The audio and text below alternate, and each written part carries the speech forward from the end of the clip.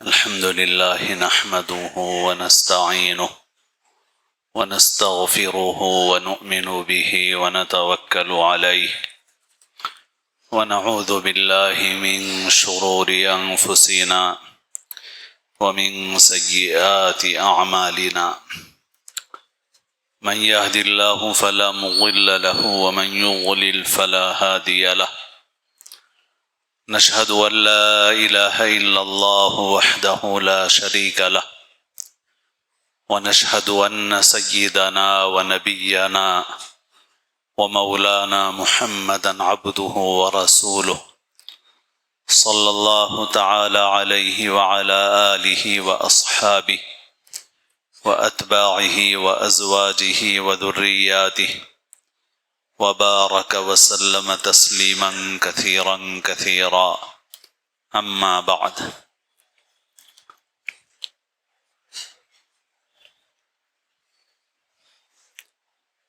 قابل احترام بزرگوں، عزیز دوستوں اور ساتھیوں،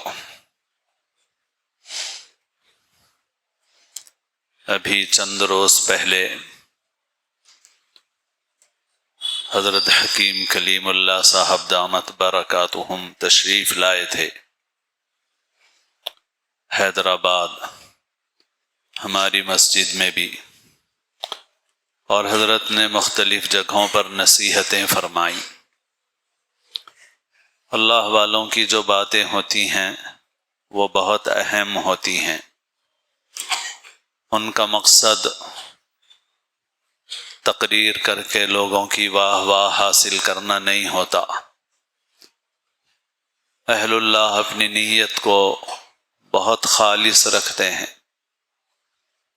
جو بات امت کے لیے ضروری اور مفید سمجھتے ہیں اس کو بار بار دہراتے رہتے ہیں۔ ہم جیسے لوگوں کو یہ فکر رہتی ہے کہ ہم ہر وقت نئی نئی بات بیان کریں، ورنہ لوگ بولیں گے کہ بھئی ایک ہی بات ہے، بار بار وہی بولتے رہتے ہیں، شاید اور کچھ آتا جاتا نہیں ہے ان کو۔ لیکن بسا اوقات اللہ والوں کی کچھ باتیں ایسی ہوتی ہیں ہر وقت انہی باتوں کو دہراتے رہتے ہیں۔ حضرت قاری امیر حسن صاحب رحمۃ اللہ علیہ، چند سال پہلے حضرت کا انتقال ہو گیا۔ ہمارے بچپن سے ہم نے حضرت کو دیکھا۔ حضرت کی بہت سی نصیحتیں ایسی تھیں کہ حضرت کی زبان سے وہ الفاظ نکلنے لگے تو اگلے الفاظ سننے والے بول سکتے ہیں کہ حضرت یہ فرمائیں گے، مگر باتیں اتنی مؤثر ہوتی تھیں کہ از دل خیزت بر دل ریزت کا مصداق، دل سے نکلتی ہے باتیں اور دل کے اوپر اثر کرتی ہیں۔ اسی وجہ سے بعض اوقات ان اہل اللہ کی گفتگو میں وہ طرز نہیں ہوتا جو مقررین کا ہوتا ہے، مگر پھر بھی اہل علم، علماء، صلحاء کان لگاتے ہیں کہ کیا فرما رہے ہیں۔ تو بہرحال حضرت کی نصیحتیں بار بار حضرت فرماتے رہتے ہیں۔ بسا اوقات گفتگو کا آغاز اسی مضمون سے ہوتا ہے کہ امت پر آج جو حالات آ رہے ہیں کیوں آ رہے ہیں؟ اس وجہ سے کہ امت باغی بن رہی ہے۔ اللہ کی نعمتوں کو بندہ بن کر استعمال کرو، باغی بن کر استعمال مت کرو۔ انفرادی زندگی میں بھی اللہ نے جو نعمتیں دی ہیں تو ان نعمتوں کو اللہ کی طرف سے سمجھ کر عاجزی کے ساتھ، بندگی کے ساتھ ان نعمتوں کا استعمال کر کے اللہ کا شکر کرو، اللہ کی فرما برداری کرو، اللہ کی دی ہوئی نعمتوں سے باغی مت بن جاؤ۔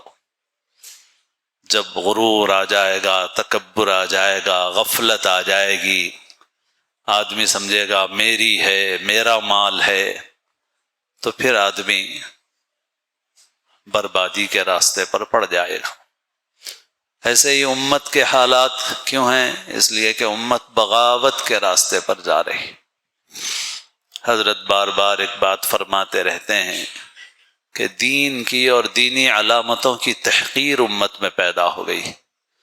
اگر کوئی دین پر پختگی کے ساتھ عمل کرتا ہے تو اس کو یہود و نصارہ نہیں کہتے، کفار و مشرکین نہیں کہتے، جو خاندانی مسلمان سمجھے جاتے ہیں وہی بولتے ہیں کیا ملا پن ہے یہ، یعنی دین پر عمل کرنے کو حقارت کی نظر سے دیکھتے ہیں، ملا پن کے الفاظ سے تعبیر کرتے ہیں۔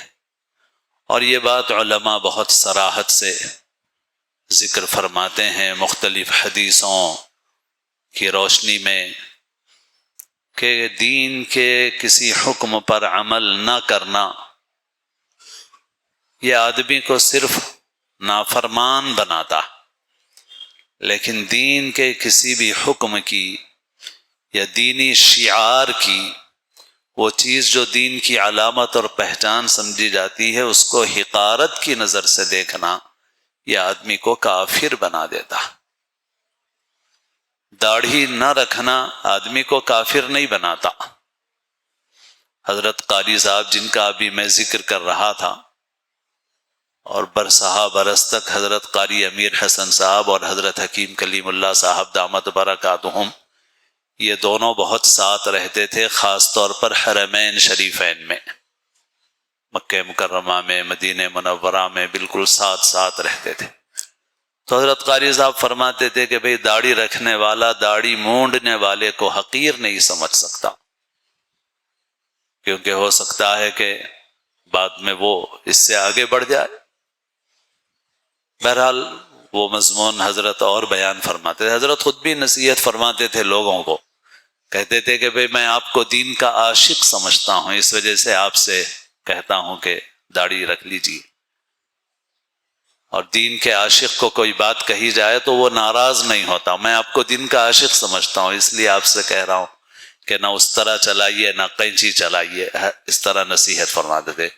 اور حضرت ہی یہ فرماتے تھے کہ بھئی داڑھی رکھنے والا داڑھی مونڈنے والے کو حقیر نہیں سمجھ سکتا، کیونکہ وہ گناہ میں مبتلا ہے، مگر ہو سکتا ہے داڑھی رکھنے والا بھی دوسرے گناہوں میں مبتلا ہو۔ گناہ گناہ ہے، گناہ کو جائز نہیں کہا جائے گا، مگر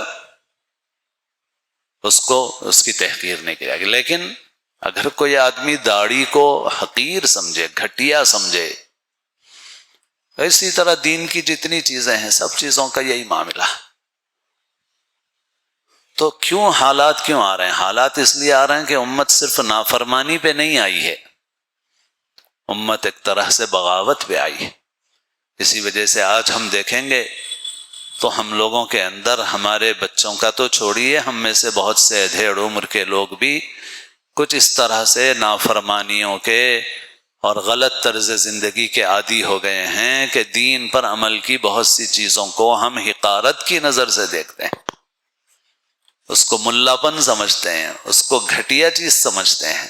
تو نعوذ باللہ اس کے بعد کیسے ایمان رہے گا ہمارا؟ عمل نہیں کر رہے ہیں، ٹھیک ہے بھائی، میں داڑھی نہیں رکھ رہا ہوں، میں لباس صحیح نہیں پہن رہا ہوں، میں فلاں کام صحیح نہیں کر رہا ہوں، بھائی میں گناہگار ہوں، میں اللہ مجھے معاف فرمائے۔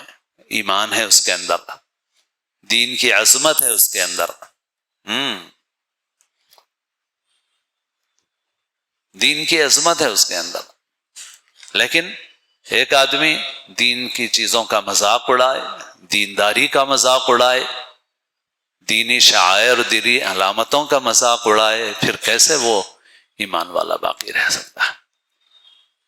اسی طرح حضرت بار بار فرماتے ہیں حاکم کو برا مت کہو، حکومتوں کو برا مت کہو، تذکرے تبصرے مت کرو، یہ دیکھو کہ کس نے یہ حاکم مقرر کیا ہے،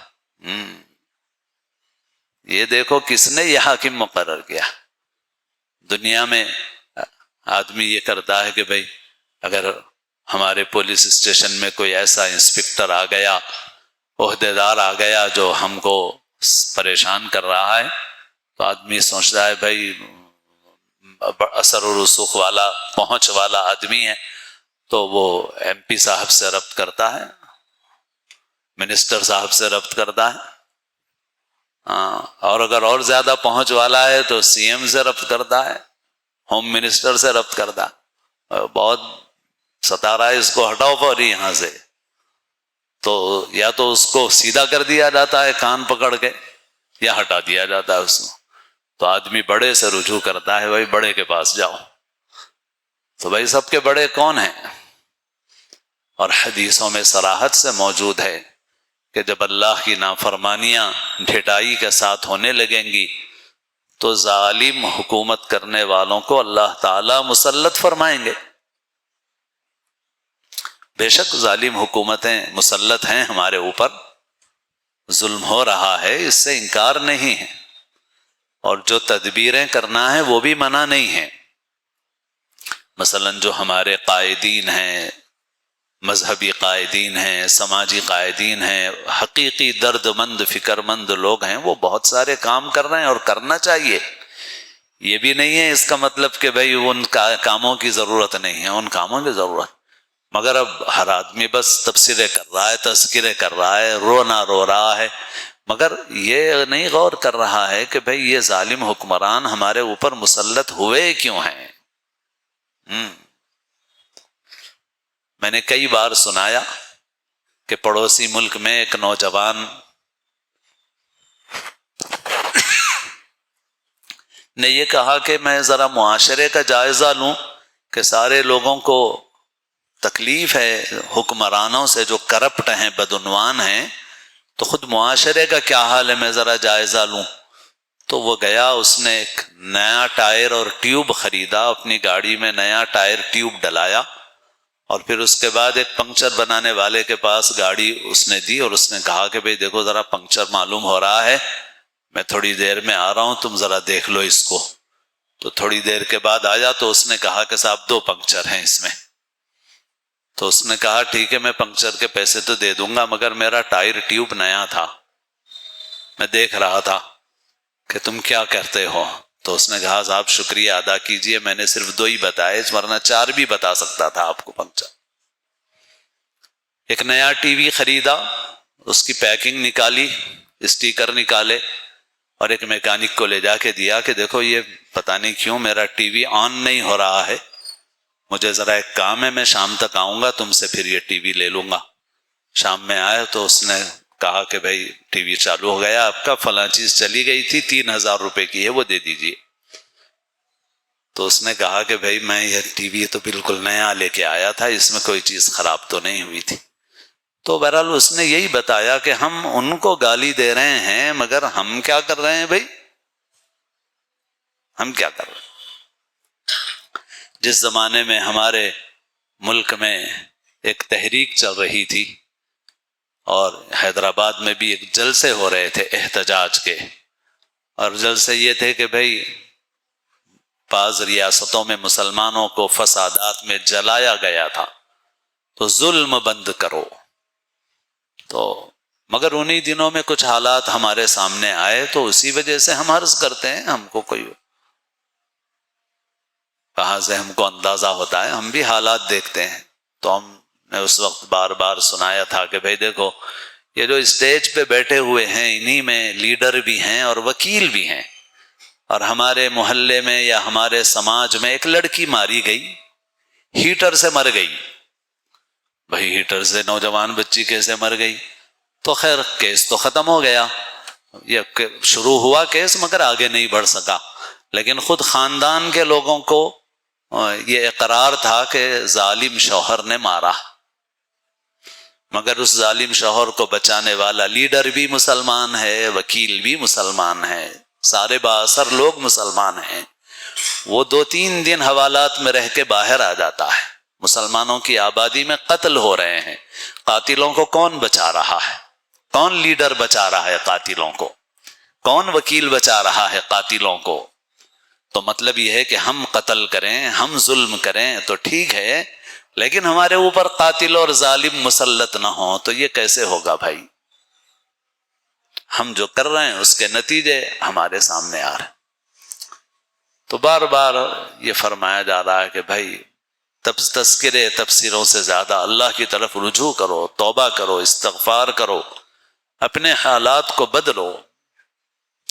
حضرت شاہ محمد احمد صاحب پرتاپ گڑھی کے اشعار ہیں، تو ہے مومن تیری کیوں غیر پہ جاتی ہے نظر، شرم کی بات ہے واللہ غیرت کا مقام، نافع و ضار جز اللہ نہیں ہے کوئی، تم موحد ہے تو پھر شرک سے تجھ کو کیا کام، نہیں اللہ پہ ہے تیری نظر صد افسوس، تجھ کو گھیرے ہوئے رہتے ہیں اسی سے اوہام۔ تو میرے دوستو، اللہ کی طرف رجوع اختیار کریں اور اپنے حالات کو، معاملات کو ہم صحیح اور درست کریں، سنت و شریعت کی پابندی کریں، دین پر عمل کریں۔ بہت سی چیزوں میں ہم بہت خلاف ورزیاں کر رہے ہیں۔ ابھی حیدرآباد میں دیکھ رہا ہوں میں کہ ایک جگہ امت کا بہت بڑا مسئلہ قبرستان بنا ہوا ہے۔ حیرت ہے، بس امت کو ایک ہی مسئلہ ملا ہوا ہے، قبرستان ملے گا حالات حل ہو جائیں گے۔ قبرستان میں جگہ کیوں نہیں مل رہی ہے؟ قبرستان میں جگہیں کیوں نہیں مل رہی ہیں؟ اس لیے کہ قبرستانوں پہ بھی قبضہ ہے۔ کون سا قبضہ؟ مکانات بنایا ہوا نہیں، پختہ قبریں بنایا ہوا قبضہ۔ اور اختلافی مسئلہ نہیں ہے۔ ہمارے شہر کی مشہور جامعہ ہے جامعہ نظامیہ، اس کے فتاوی رکن دین کے نام سے چھپتے تھے، اب فتاوی نظامیہ کے نام سے چھپتے ہیں، میرے پاس بھی ہے رکھے ہوئے، اس میں فتوے نکال کے دیکھ لو۔ اور حنفی مسلک ہے ہم لوگوں کا، تو جو دیوبندی ہوں بریلوی ہوں سب کے فتاوی ایک ہی ہیں۔ تو سب کے نزدیک مسئلہ یہی ہے کہ جب قبر میں لاش گل جائے اس قبر کو دوبارہ استعمال کرنا ہے۔ اور وقف کی زمین سے پر اگر کسی نے آپ سے زبردستی پیسے بھی لیے ہیں، زبردستی لیے یا کسی ادارے کی مدد کے لیے لیے قبرستان کے انتظام، تو آپ کی خریدی ہوئی نہیں ہے زمین، وہ وقف زمین ہے، پوری امت کی زمین ہے وہ۔ اور حکم یہ ہے کہ ایک طرف سے قبرستان استعمال ہوگا، جب بھرے گا پھر دوبارہ استعمال ہوگا۔ اب اگر کوئی لاش صحیح سالم نکل آئے تو میں تو کہتا ہوں بہت اچھا ہے، یہ کام ہونا چاہیے تاکہ اللہ کی رحمت اور قدرت کے نمونے لوگوں کو نظر آئیں۔ ہاں، اور ہوتی ہے کسی کسی کی ہوتی ہے، سب کی نہیں ہوتی، کسی کسی کی ہوتی ہے، اللہ رکھتے ہیں کسی کسی۔ بقیع میں بھی ہے، اور گورکروں کو معلوم ہے کہ یہ قبر جو ہے اس کو کھولنا نہیں ہے، تو بہرحال جس کو اللہ ویسا رکھے اس قبر کو محفوظ کر دیا جائے گا، باقی قبریں بار بار استعمال ہوں۔ بہرحال ایک چیز ذہن میں آ گئی، میں نے عرض کر دیا، اوپر سے لے کے نیچے تک من مانی ہے، رب کی مان کے نہیں چلنا چاہتے، ہم شریعت کی مان کے نہیں چلنا چاہتے۔ ہوئے کس درجے فقیہان حرم بے توفیق، خود بدلتے نہیں قرآن کو بدل دیتے ہیں۔ رب کی ماننے کے بجائے من مانی، تو بھائی رب کی مان کے چلو تو رب تعالی دل اس کے قبضے میں ہے، حاکموں کے دلوں کو نرم کر دے گا، وہ ظالموں کو ہٹا دے گا ہمارے اوپر سے۔ اور اگر ہم نے نافرمانی پر اصرار کیا، والعیاذ باللہ، اللہ ہماری حفاظت فرمائے، تو پھر اس کے برے نتائج سامنے آئیں گے۔ اللہ تعالی ہم سب کو اپنا صحیح تعلق نصیب فرمائے، گناہوں سے سچی پکی توبہ کی توفیق نصیب فرمائے، زندگی کے تمام شعبوں میں دین پر عمل کرنے کی توفیق نصیب فرمائے، اسلام کی زندگی اور اپنے اپنے وقت پر حسن خاتمہ نصیب فرمائے، سنتیں ادا فرمائے۔